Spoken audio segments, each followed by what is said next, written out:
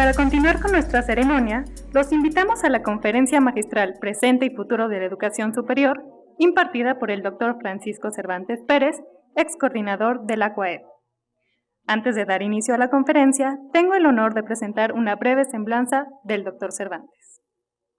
Francisco Cervantes Pérez estudió Ingeniería Mecánica Eléctrica y Maestría en Ingeniería Eléctrica, ambas en la Universidad Nacional Autónoma de México, y el doctorado en Ciencias de la Computación y de la Información en la Universidad de Massachusetts en Amherst, Massachusetts, Estados Unidos.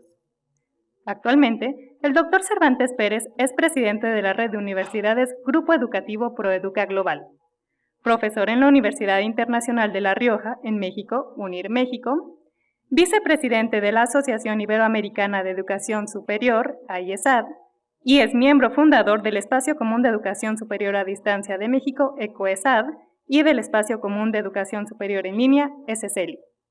Además, ha sido rector de la Universidad Internacional de La Rioja en México, coordinador de Universidad Abierta y Educación a Distancia y secretario técnico de la Red de Educación Continua REDEC, ambas posiciones en la UNAM.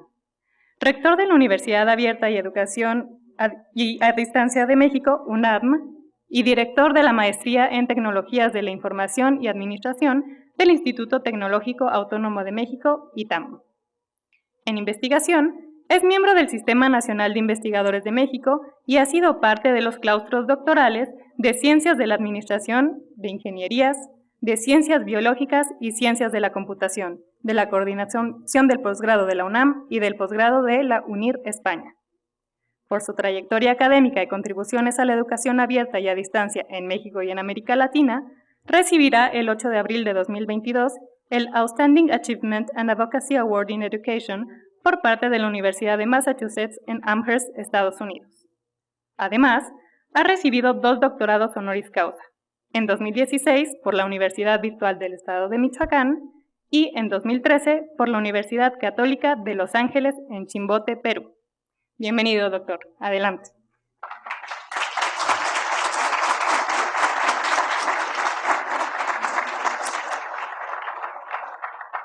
Muchas gracias, Ana. Y cuando hablamos le dije, oye, que sea una presentación breve. La verdad es que cuando veo el auditorio son puros amigos de los últimos años, con quienes me tocó el privilegio de trabajar y de colaborar.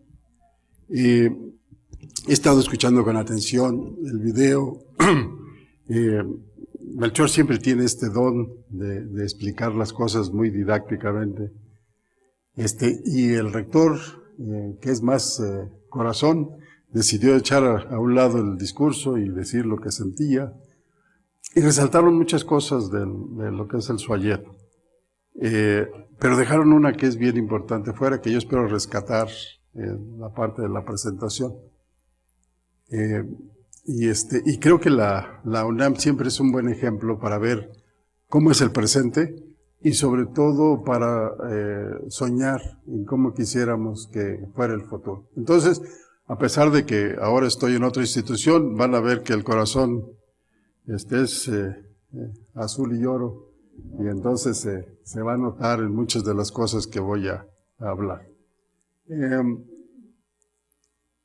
Para conocer el presente vale la pena ir hacia el pasado. Hay 2 temas actuales que pareciera que son cosas muy nuevas, ¿sí? La primera es transformación digital. O sea, todo el mundo habla de la transformación digital como si eso hubiera empezado el año pasado, ¿sí? Bueno, en ciencias de la computación, esto empieza en los años 40, con la primer computadora, que además era una armastrote, eran como 3 roperos grandes, la pura consola pesaba 900 kilogramos, y solamente podíamos hacer 5,000 sumas y 300 multiplicaciones por segundo. ¿Ok?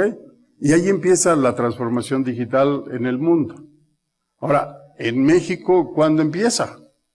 Pues empieza en 1958, cuando el ingeniero Sergio Beltrán se le pide que acompaña al coordinador de investigación científica y al director de la Facultad de Ciencias, y que vayan y que vean qué es eso de las computadoras, porque parece que son muy importantes. Y cuando regresa, se compra una IBM 650, que tenía, les repito, un espacio, requería un espacio grandísimo, con aire acondicionado, pisos falsos, un montón de condiciones especiales. Y allí empieza en la UNAM y en América Latina la transformación digital, ¿sí? En el 67 se trabaja fuertemente en la posibilidad de conectar a las computadoras, desarrollar los protocolos para que puedan platicarse entre ellas, transferirse datos y enviarse cosas, y que pudiéramos hacer un trabajo mucho más amplio del que podíamos hacer con una sola máquina. En el 81, en la UNAM, ya con los avances que se tienen, se crea el PUC, que después se transforma en el 85 en la DGESCA, ¿sí? Y en la DGESCA me acuerdo que había dos áreas, la Dirección General de Cómputo Administrativo y la Dirección General de Cómputo Académico. La transformación digital surge en los dos componentes principales de la UNAM, la administración y la academia. Entonces, si se fijan, en la UNAM desde el 58 empieza a evolucionar.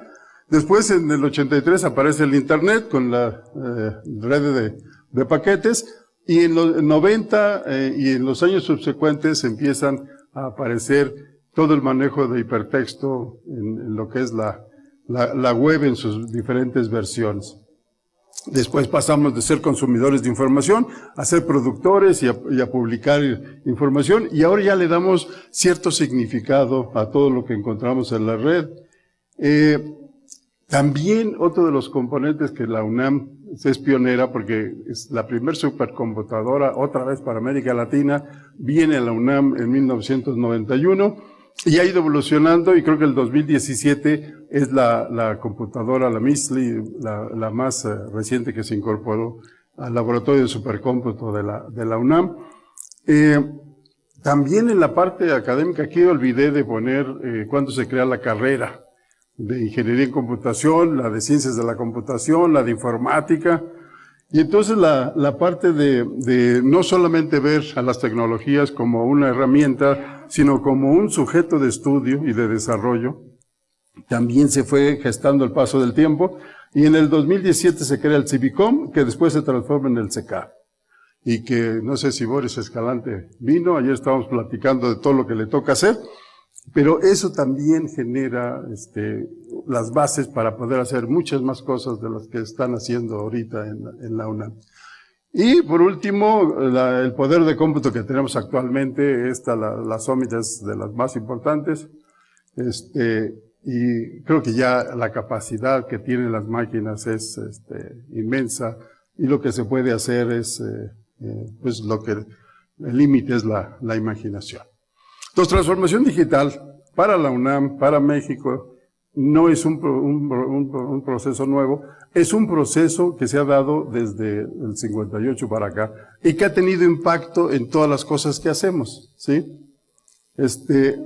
Aquí mi parte de ingeniero rápido, empezamos en los 30 con la máquina de Turing, las generaciones de computadoras que también tienen importancia en lo que podemos hacer y lo que no podemos hacer, y la quinta generación de los años 80, en donde se deja de definir generaciones en términos de electrónica y se pasa en términos de cómo manejamos la información de las computadoras, como si fuera conocimiento. Y luego viene la sexta generación, en donde se combina el procesamiento simbólico de la inteligencia artificial con el procesamiento aritmético de las neurocomputadoras.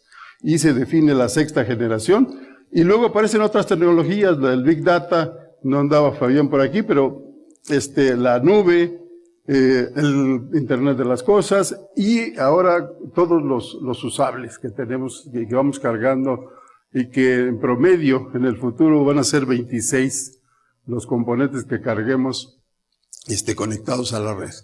¿Ok? Entonces, bueno, todo esto va acompañado de lo que ha pasado. Yo ahí voy a agarrar el SUA. ya voy rapidísimo porque en el video se vio toda aquí me fusilé la forma de organizarlo de Rocío Amador, que la vi que andaba por ahí, en términos de las administraciones. O sea, cada rectorado le aportó algo al desarrollo del SUA y luego el SUAYET, ¿sí? Pongo algunas cosas, no muchas, ya se vieron todas,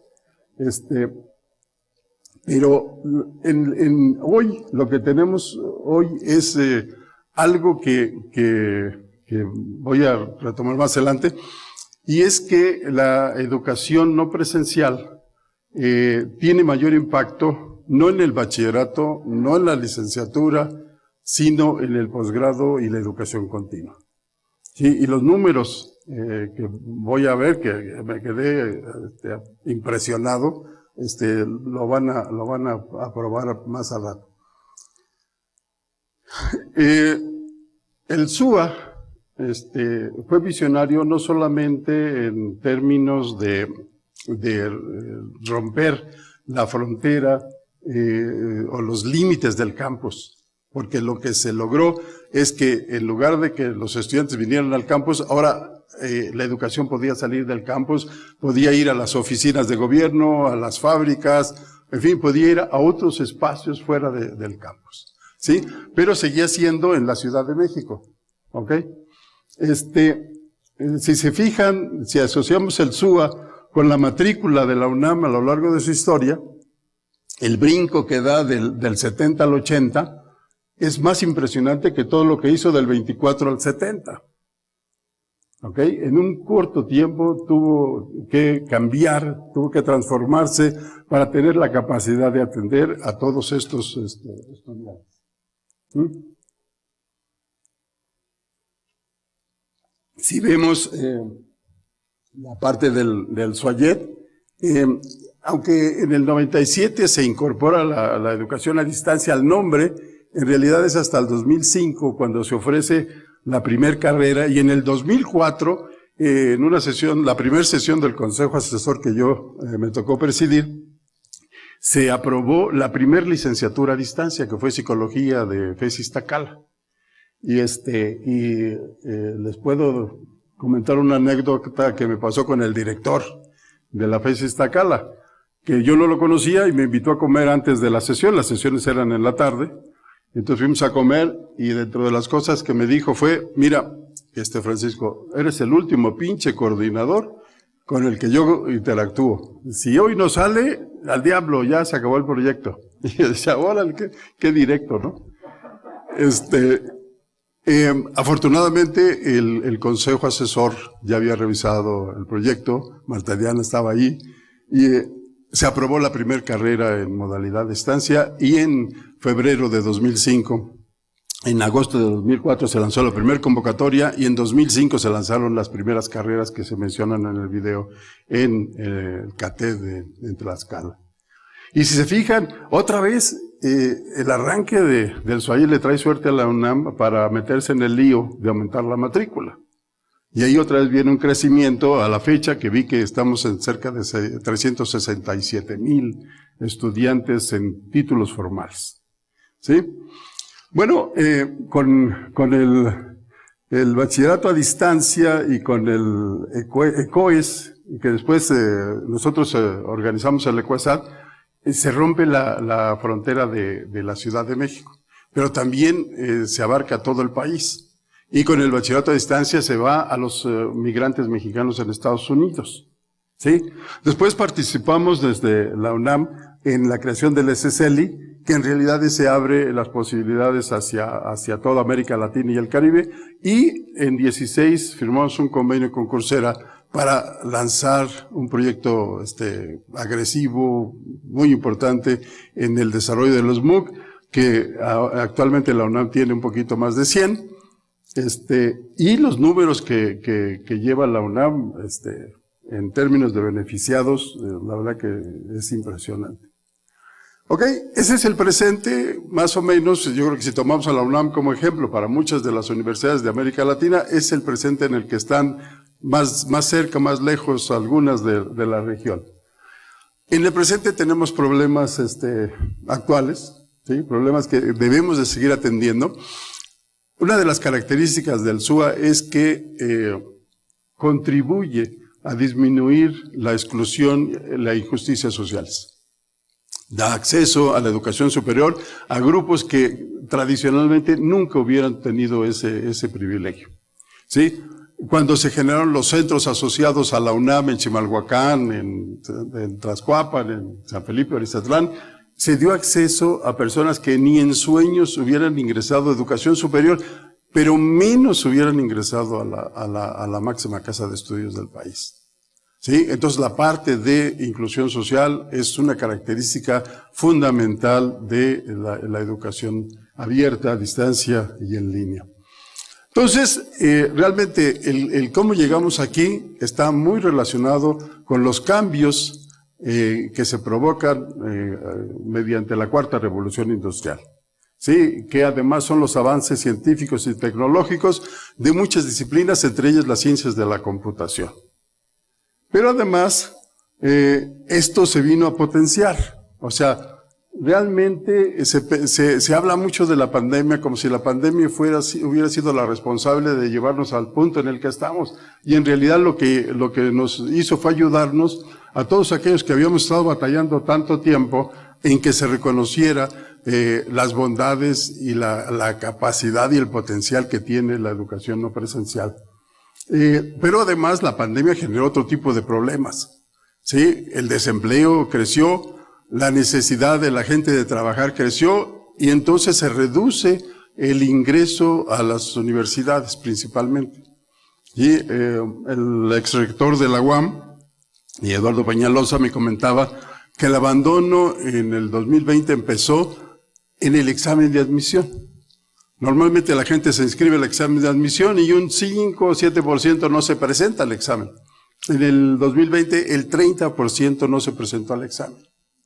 Entonces tenemos un problema de personas que tienen que trabajar y la única oportunidad de estudiar es que trabajen y estudien al mismo tiempo y eso en modalidad presencial se vuelve muy complicado o más complicado para los otros. Pero también tiene efectos que son positivos. Impulsó el reconocimiento del teletrabajo. Sí, yo estuve encerrado de marzo del 2020 a más o menos marzo del 22 casi, ¿no? Entonces, y seguí trabajando y seguí, se mide la productividad y seguí siendo tan productivo como cuando estaba en la oficina. Y así muchas áreas y muchos trabajos, la gente siguió siendo productiva y competitiva, aún a pesar de la pandemia. Entonces, teletrabajo aumenta, pero además el reconocimiento que se le da a la educación no presencial crece de forma exponencial y ahora, como decía el rector, es un proceso que ya no tiene vuelta para atrás. ¿Ok? Bueno, ¿qué provocó esto? Bueno, algo que nosotros ya sabíamos desde que estábamos en los proyectos que hemos estado. Por ejemplo, cuando estaba yo en la UNAM, nos fijábamos mucho en la gama de edades de los estudiantes. Y hubo un momento que teníamos estudiantes desde los 13 años, 2 gemelas que estaban en la licenciatura de biotecnología, y 84. Una señora que se metió a estudiar porque sus hijos pusieron un negocio y no tenían la menor idea de cómo administrar un negocio. Entonces ella se metió a estudiar para ayudarles con la administración a sus hijos. Y lo interesante es que ella llevaba 9.4 de promedio y las gemelas llevaban 9.4 de promedio. ¿Ok? O sea que no había ninguna diferencia en el rendimiento académico con respecto a las edades. Otro de los puntos que vimos es que el número de mujeres empezó a crecer en el ingreso a educación superior, porque muchas mujeres no estudian por sus responsabilidades en casa o cuidado de familia, etcétera, y sin embargo con esto ya pudieron ver que sí podían seguir estudiando, y muchas de ellas, cuando platiqué con algunas, lo hacían principalmente para enseñarles a sus hijos que sí se puede. ¿Ok? Si yo puedo, seguro tú también puedes. Y creo que ese ejemplo que estaban dando a sus familias era algo bastante positivo. Ahora sí, déjenme ir un poco al otro punto que quería hacer. La educación superior tiene 3 pilares: licenciatura, posgrado y educación continua.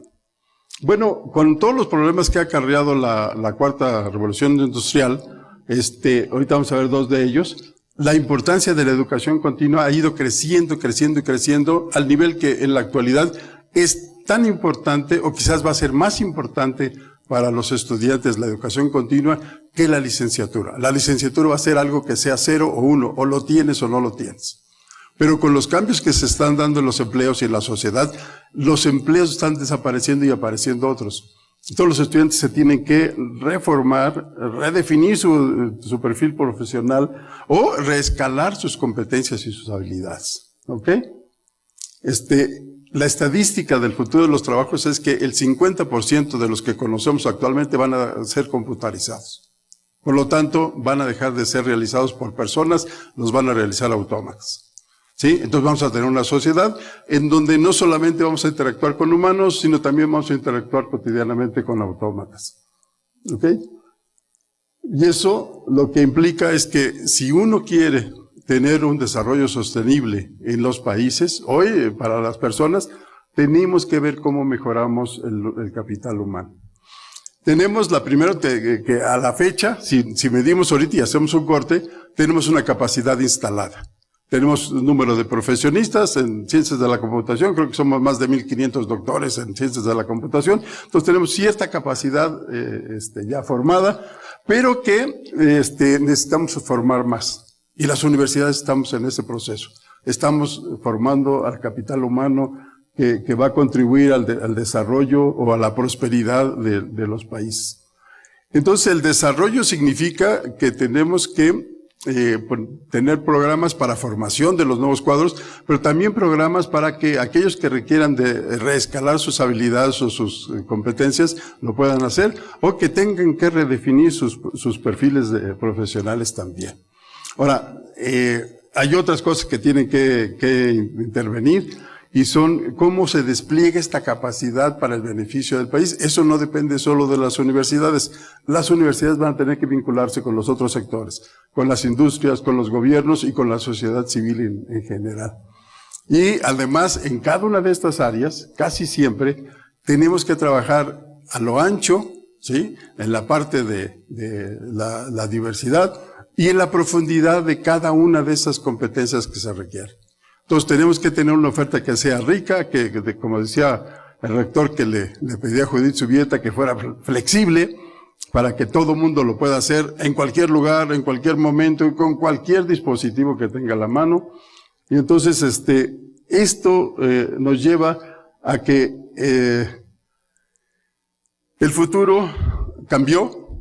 Y yo creo que todos saben la broma que siempre hago cuando digo que cuando yo estudié, cuando yo ingresé a la UNAM en el 71, en mi familia, yo soy el sexto de 8, nadie sabía que vivía ahí, porque los problemas eran con los grandes y los consentidos eran los chicos, entonces los del medio, pues ni quien se diera cuenta, ¿no? Uno podía hacer lo que se le daba la gana, no pasaba nada. Cuando entré a la UNAM, todo el mundo se dio cuenta que vivía allí.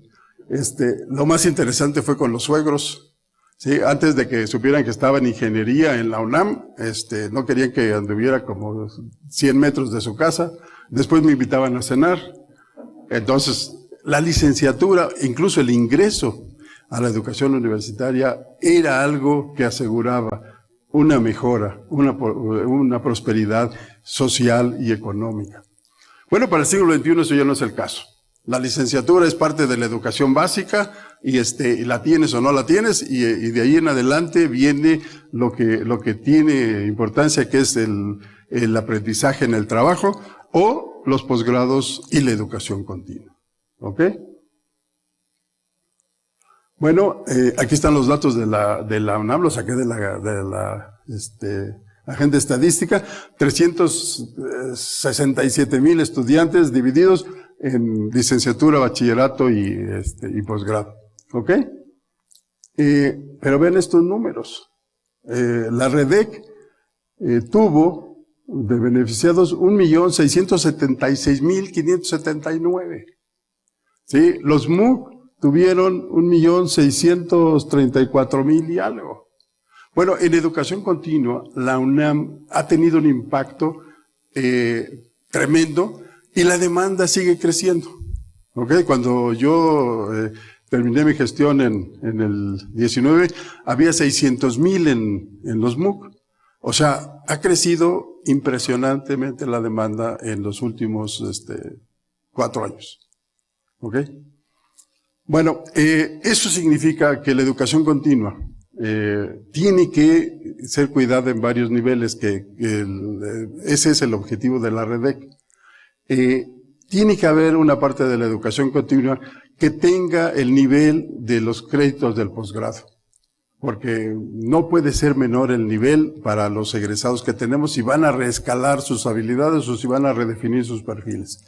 Tiene que haber otras que tengan el formato tradicional de 80% de información de las cosas nuevas, 20% de actividades formativas, y entonces siguen siendo importantes para que el profesionista profundice en aquello que le parece que es importante y deje ir aquello que no le sirva para nada. Entonces, educación superior, los 3 pilares empiezan a ser de la misma importancia. Y si se fijan, todo lo que tiene que ver con MOOC es en modalidad en línea, ¿sí? De los 1,676,000 de la educación continua de la REDEC, yo les puedo asegurar, no sé los datos, pero que cuando menos la mitad también tiene esa característica, que son programas en modalidad no presencial. ¿Sí? Entonces, otra vez, en la UNAM de manera natural se fue dando el reconocimiento de esto. El SUAYED además es un sistema transversal que otra vez tiene 3 pilares. Las escuelas y facultades, que son las dueñas de la oferta educativa. El consejo asesor, que su función es el aseguramiento de la calidad de los programas. Pasar por el consejo asesor es como pasar por una acreditación con COPAES, y a veces peor, ¿no? Porque cada uno de los consejeros quiere que se le haga algo. Y luego pasa uno a los consejos académicos de área y cada consejero le quiere agregar algo al programa. Entonces, en realidad, cuando los programas de la UNAM en modalidad de estancia salen a su primer convocatoria, estarían en condiciones de pasar cualquier proceso de acreditación de COPAES, CIES o de alguna otra agencia. Entonces, les repito, creo que el presente. Ahora, Melchor habló de 2 temas que son fundamentales para el futuro, que es ciencia abierta y educación abierta. ¿Ok? Bueno, este proyecto de Aprendo Más tenía el objetivo de educación abierta, algunos cursos muy para todo público, para todas las personas, sin pensar en requisitos académicos, algunos para ayudar a estudiantes que estén en algún curso, algunos que sean de ayuda para los profesores, para enriquecer sus cursos, pero ha ido creciendo la demanda. Yo le preguntaba a Jorge que en números acumulados, ¿cuántos beneficiados hay en este portal? Me decía que están cerca de los 4 millones.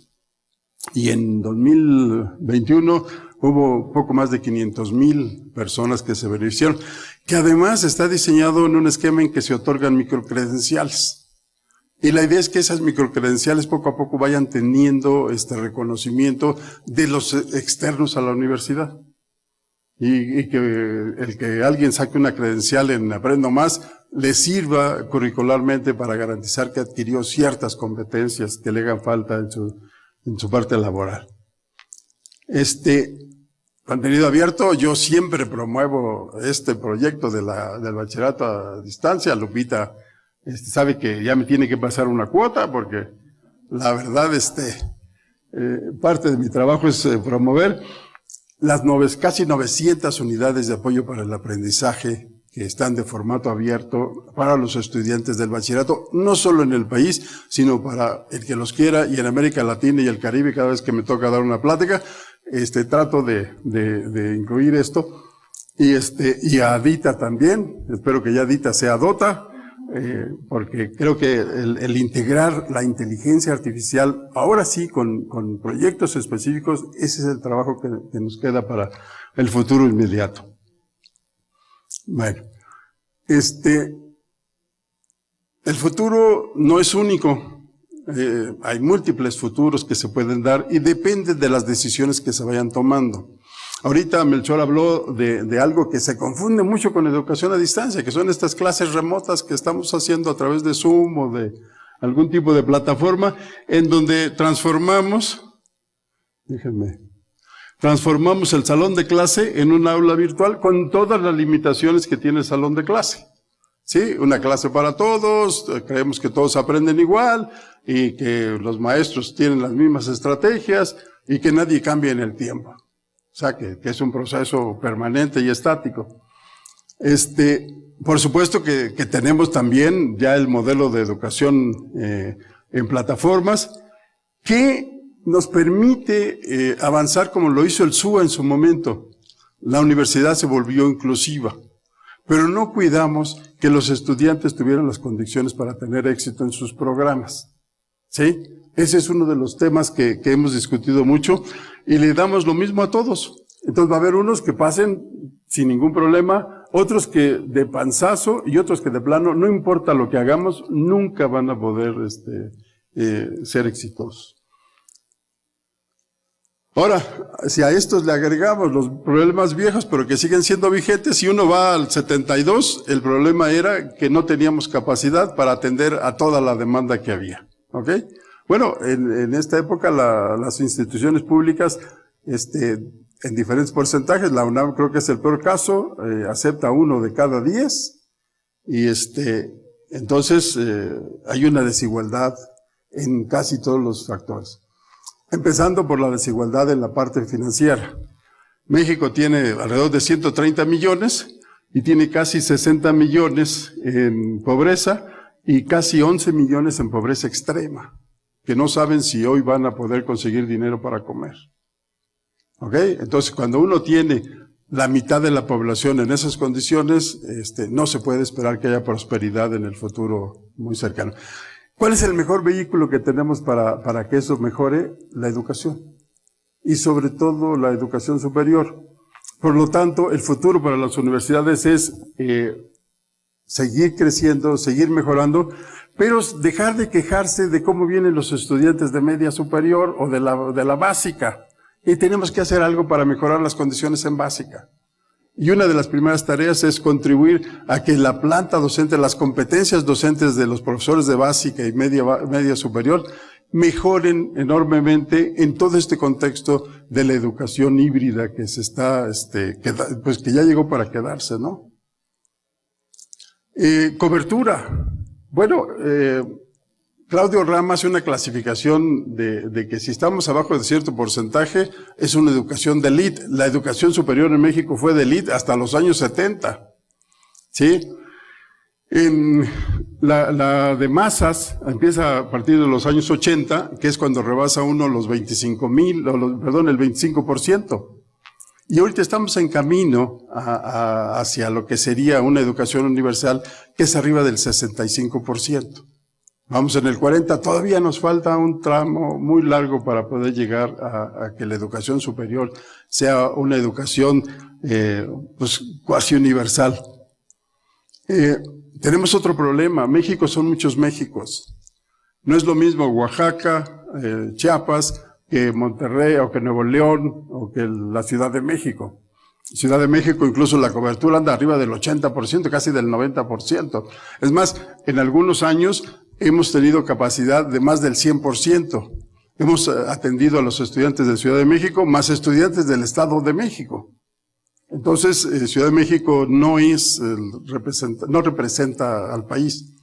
¿Sí? Entonces, hay algunos que en donde todavía estamos en la situación de una educación superior de élite. Solamente los que tienen muchos recursos pueden ingresar a la universidad.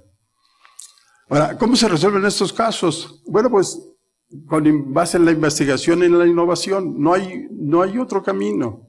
Por eso el SUAYED es tan importante, porque contempla, aunque con un grupo pequeño en la CUAYED y muchos investigadores distribuidos por todo el campus, en el trabajo de investigación, que se tiene que conformar o tiene que haber algún proyecto que les permita converger en un espacio para que la masa crítica se haga más productiva. ¿Sí?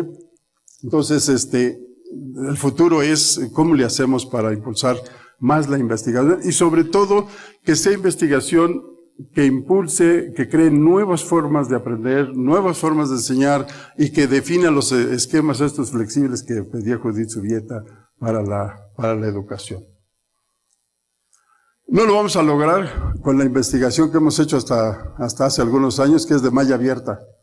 Sí, el área de tecnologías desarrolla dispositivos, tecnologías y se los pasa a las otras áreas para que lo usen como Dios les dé a entender o como mejor les convenga.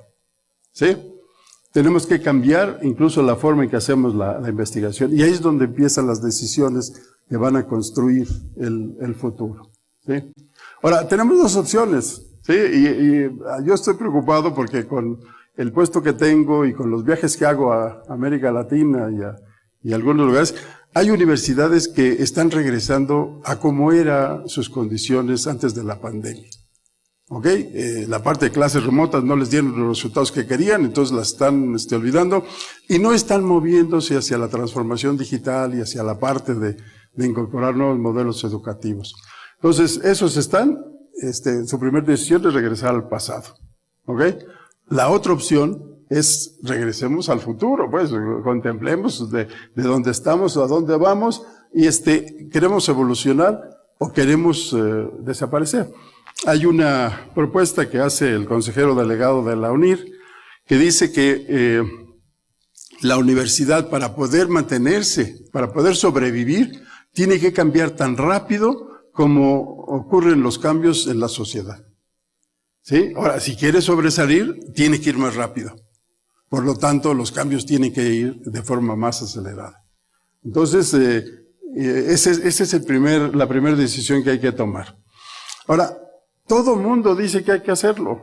Sí, todos los organismos multilaterales están insistiendo. Hay una conferencia mundial de educación superior en Barcelona, creo que en mayo, y el tema central es qué debe de hacerse en educación superior para que las cosas mejoren, sobre todo en los países como las zonas como América Latina y el Caribe, que está clasificada por el CEPAL, el Consejo Comisión Económica para América Latina, como la región más desigual del planeta. ¿Ok? O sea, estamos peor que en África, pues, en términos de desigualdades. Les remarqué algunas palabras de lo que tiene que contemplarse en lo que sigue hacia adelante en la educación, los derechos humanos y la dignidad, inclusión social, justicia social. La educación tiene que cambiar, o sea, si la sociedad está cambiando, si el mundo está cambiando, la educación tiene que cambiar. Incluso la educación normalmente cambia antes de que cambie la sociedad, porque los egresados de la universidad son los que definen los cambios en la sociedad. ¿Ok? No hay duda, los pedagogos nos han mostrado que hay nuevas formas de enseñar y de aprender. La educación se ha contemplado, hay dos alternativas, o es un bien común o es una mercancía. O la vendemos o la ponemos a la disposición de las personas. ¿Sí? Y el desarrollo sostenible. Ahora, ¿hemos avanzado? Sí, hemos avanzado y mucho. Mucho del trabajo que hemos hecho en los últimos 15 años han dado forma a una disciplina que se llama la ingeniería del aprendizaje, que es una mezcla de ciencias de la computación, pedagogía, psicología educativa, toda la parte de las nuevas tecnologías, inteligencia artificial, analítica, etcétera. Y eso se ha conjuntado. Y la idea es, primero, que el estudiante se enganche mejor en la educación en línea. ¿Sí? No todos los estudiantes se enganchan. Por lo tanto, la educación a distancia no es la panacea. Es muy buena, no hay duda, pero no es la única solución que tenemos que buscar. Los modelos híbridos son, yo creo que una mejor solución que la educación en línea solamente. ¿Sí? Ahora, hay nichos. En posgrado la educación en línea es la más adecuada. En licenciatura no. Y menos en áreas como ingeniería o como medicina o como las áreas biológicas. O sea, cada disciplina tiene que tener su propio futuro. ¿Ok? La investigación tiene que cambiar, tiene que ser de malla cerrada.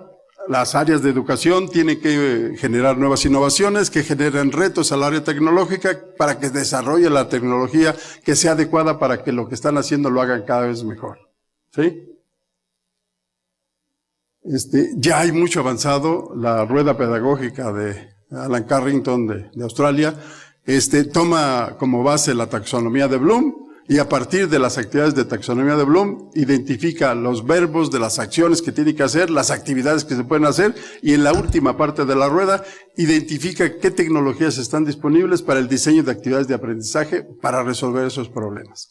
Entonces es una ayuda para que los profesores hagan su planeación pedagógica de manera muy, muy fácil, ¿sí?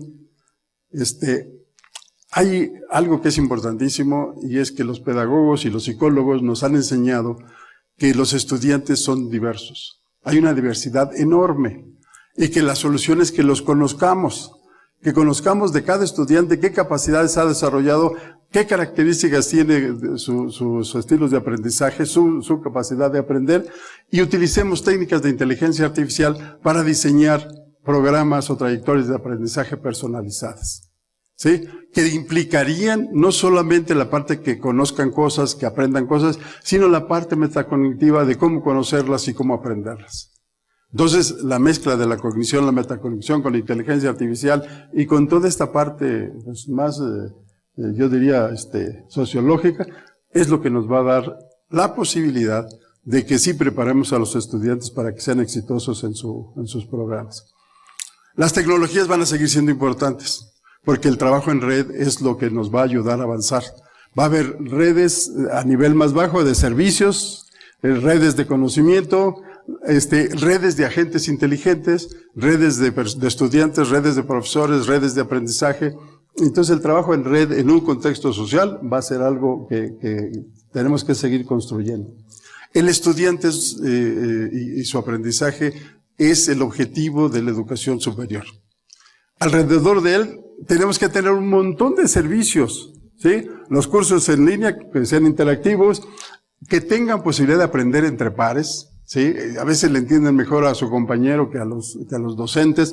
Tienen que tener acompañamiento. Lupita hace unos años escribió incluso un libro de tutorías, porque nos parecía que la tutoría era fundamental para que el estudiante pudiera tener condiciones de éxito, ¿sí? Clases en línea también. Algo que le quitamos al profesor en educación a distancia hace 10 años fue la libertad de cátedra. Se la tenemos que devolver. O sea, aunque tengamos el curso en línea, el profesor debe de poder tener una clase en directo con los estudiantes. Bueno, ya vimos que el Zoom funciona muy bien para las clases en directo. Se guardan como video en demanda, el estudiante no tiene que asistir a la hora de la clase, la puede ver en cualquier momento y en cualquier lugar. Entonces tiene que hacer ahí. Y la evaluación sí tiene que ser parte del aprendizaje. Eso lo aprendí a Julieta Valentina. La evaluación no es para calificar. La evaluación es para que el estudiante se dé cuenta de qué no está entendiendo y que el profesor se dé cuenta de qué no le entendieron sus estudiantes. No es para darle una calificación nada más. ¿Sí? Bueno, aquí esto lo hicimos con Lupita y con Alma y con Conchita, en donde tenemos que pasar de que las universidades sean inclusivas a que sean incluyentes. Tenemos que empezar a distribuir los recursos de manera diferente. Le tenemos que dar algunos más que a otros para que puedan ser exitosos. Si redistribuimos las cosas, hacemos algo que Laurita dice que es discriminación positiva, pues con eso lo hacemos y mejoramos el rendimiento académico de los estudiantes. Pero además, el conocer a los estudiantes bien, significa que hay unos que no les estorbes, otros que trabaja con ellos normal y otros que le tienes que dar incluso clases de remediales para que puedan tener la capacidad de poder aprobar lo que tienen que aprobar. ¿Sí? Entonces, cuando menos tenemos que hacer esa distinción en esos tres grupos. Tenemos que aprovechar los datos, ¿ok? Los datos son muy importantes y con la transformación digital tenemos una cantidad enorme. Ahora, ¿qué nos sirve eso? Para poder hacer analíticas para la academia, para la administración, para el negocio, para todos los que quieran. Sí,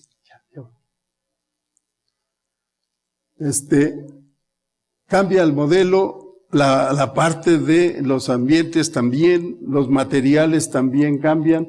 El acompañamiento que les decía el tutor tiene que ser alguien que esté presente con el estudiante todo el tiempo. Sí, y que el estudiante sepa que en cualquier momento que le escriba le va a contestar. ¿Sí? Todas las herramientas son una gama grande, y esta es la parte que creo que en la que estamos metidos todos. Yo por eso le decía a Lupita que espero que Adita, que con lo que empezamos en el bachillerato, vaya evolucionando.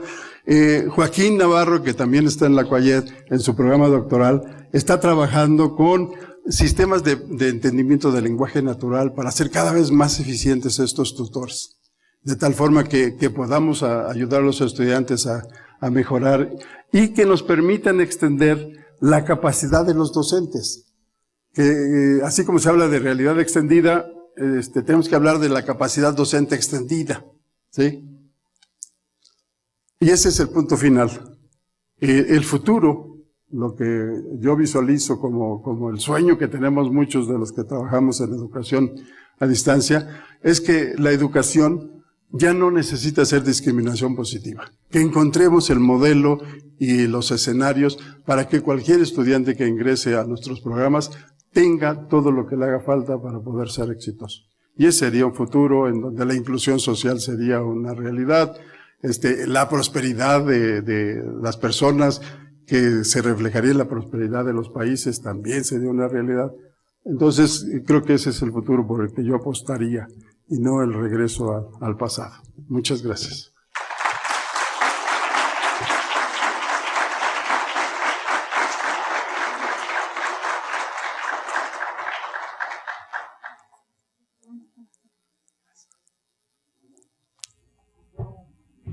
Muchas gracias, doctor Cervantes, por su participación en esta ceremonia y por su contribución a lo largo de los años en la construcción y mejora del SUAYEP.